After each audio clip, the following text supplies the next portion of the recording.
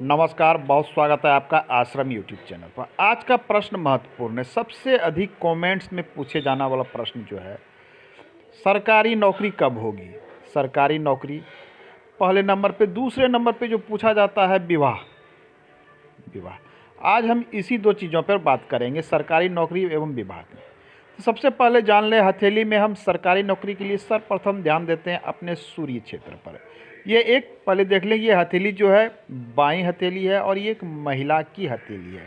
हालांकि दाएं बाएं दोनों को देखा जाता है, लेकिन देख ले आज बाएं हथेली को हम देख रहे हैं। हाँ, तो गवर्नमेंट सेक्टर में जाना हो सरकारी नौकरी तो सूर्य अति महत्वपूर्ण है, सूर्य को देखते हैं। और जब विवाह की बात आती है तो हम बुध को देखते हैं, बुध पर की लकीरों को देखते हैं, रेखाओं को देखते हैं।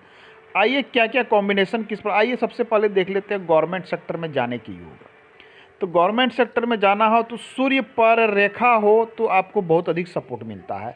जैसा कि इसमें देख पा रहे हैं कि सूर्य पर रेखाएं तो है, मगर ये इस प्रकार से टेपर है, थोड़ी सी तिरछी है, और दूसरी रेखा कुछ इसे इस प्रकार से क्रॉस भी कर रही है। अर्थात सूर्य पर रेखा है लेकिन ये एक दूसरे को काट रही है। और सूर्य पर एक दूसरे को रेखा काटना, अर्थात सूर्य क्या दिखलाता है। सबसे पहले रेखा काटना तो सेकेंडरी हो गया। सूर्य आपके समाज में मान और पद प्रतिष्ठा को दिखलाता है। सूर्य आपको राज्य द्वारा लाभ को दिखलाता है, आपके अंदर की ऊर्जा को दिखलाता है, आपके अंदर में प्रशासनिक सेवा की क्षमता को दिखलाता है। गवर्नमेंट से रिलेटेड जुड़े हुए कार्य करते हैं उससे रिलेटेड चीज़ों को दिखलाता है, मान सम्मान पद प्रतिष्ठा को दिखलाता है। अब है कि सूर्य रेखा, यदि इस पर एक रेखा बिल्कुल साफ सुथरी हो तो ये अति उत्तम मानी जाती है। ये रेखा जितनी लंबी होगी आपकी प्रतिभा उतनी अच्छी और अग्रतर होगी। इस हथेली में जब देख रहे हैं तो सूर्य रेखा तो है, सूर्य रेखा है बिल्कुल साफ सुथरी, लेकिन ये रेखा एक दूसरे को काट रही है। अर्थात यहाँ गवर्नमेंट सेक्टर के में जाने के लिए इनको संघर्ष बढ़ेगा। ऐसा नहीं कि प्राप्त नहीं होगा, प्राप्त होगा, लेकिन संघर्ष करने के बाद मतलब अर्थात परिश्रम अधिक करना होगा तो ये सरकारी सेक्टर में जा सकते हैं। यहाँ इनकी संभावना स्पष्ट रूप से बन रही है।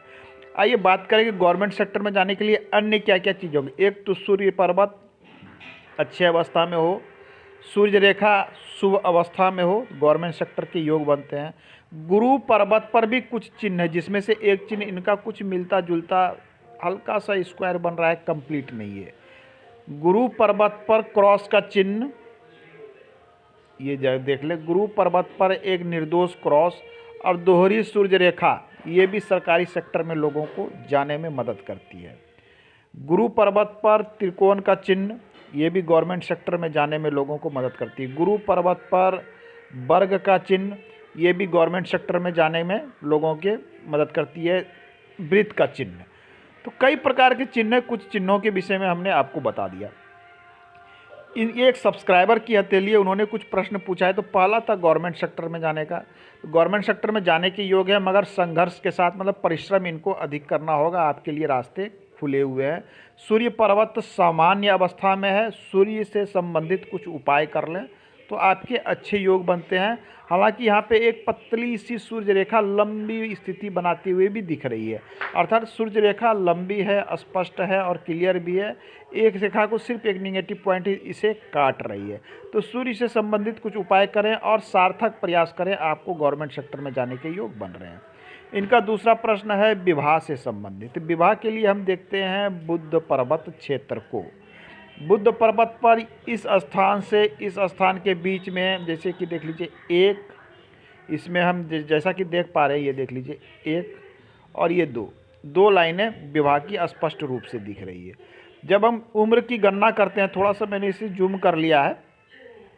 अब उम्र की गणना इसमें किस प्रकार से की जा सकती है।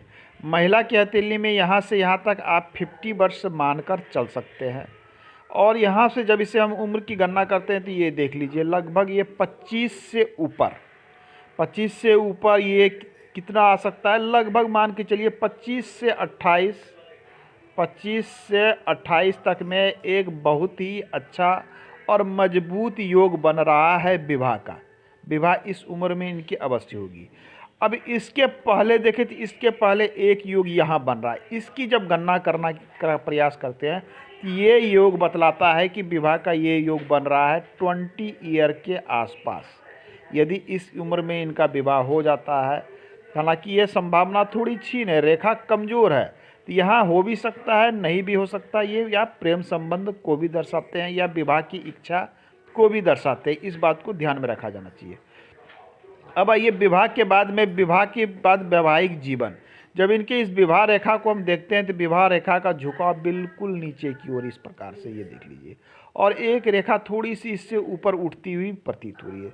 तो विवाह रेखा का 2 भाग में बंटना शास्त्र के अनुसार बिल्कुल अच्छा नहीं माना जाता है कि आपके विवाह 2 भागों में बंट जाए। अर्थ यहाँ इसका अर्थ निकलता है कि वैवाहिक जीवन में कुछ न कुछ तनाव रहेगा, संघर्ष रहेगा।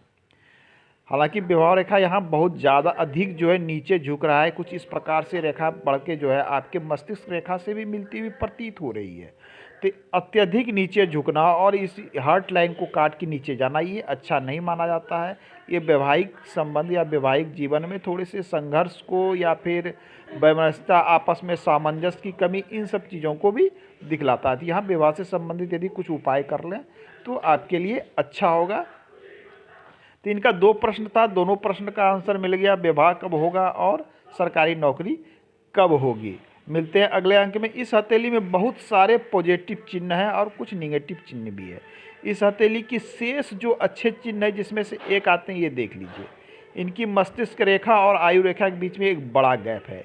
इनकी भाग्य रेखा की बात करें तो यहाँ से चलती हुई भाग्य रेखा बिल्कुल साफ सुथरी अवस्था में शनि की ओर जाते हुए प्रतीत होती है। तो इस हथेली में बहुत ही अच्छे अच्छे कुछ चिन्ह जिसकी चर्चा हम अगले अंक में करेंगे। आज के अंक में इतना ही। धन्यवाद।